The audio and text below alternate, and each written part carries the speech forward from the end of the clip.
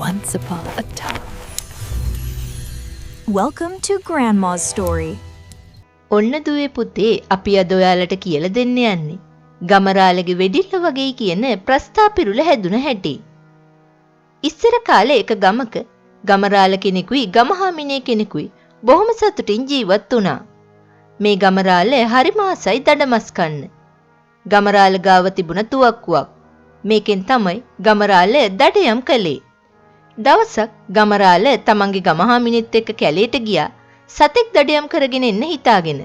ගමරාල තුවක්කුවත් අරගෙන ගමහාමිනේගේ අතට අනිත් කලහලමනා ටිකක් දීලා දෙන්නත් එක්කම ගමන පිටත් වුණා.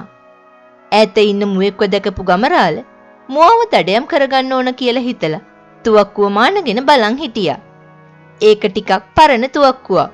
තුවක්කුව පත්තු කරන්න නම් වෙඩි බෙහෙත් වලට ගින්දර තියන්න ඕන.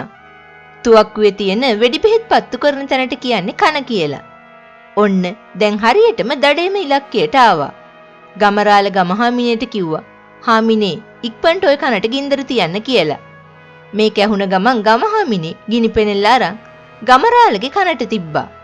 කන පිච්චුණු ගමරාල කේන්තියෙන් ඔය කන නෙමෙයි යෝදියේ අනික් කනට කියලා ආයිත් කිව්වා. ඒ පාර ගමහාමිනේ ගමරාලගේ අනිත් කනට ගිනි පෙල්ල තිබ්බා. කන් දෙකම පිච්චුණු ගමරාල තුවක්කුවත් බිම දාලා වේදනාවෙන් කෑ ගහන්න පටන් ගත්තා. මේ සද්දෙට කලබල වුණු මුවා කැලේට දිව්වා. දඩේම නැති වුණා විතරක් නෙමෙයි අන්තිමට ගමරාලට කන් දෙකත් පුච්ච ගන්න සිද්ධ වුණා. ඉතින් ඔන්න ඔය වගේ කවුරු හරි වැඩක් කරන්න ගිහින් වැරදිලා කරදරේ වැටුණු වෙලාවට අපි මේ ගමරාලගේ වෙඩිල්ල වගේ කියන ප්‍රස්තාපිරුල යොදා ගන්නවා. Thank you for watching Grandma's story. See you again with another magical tale.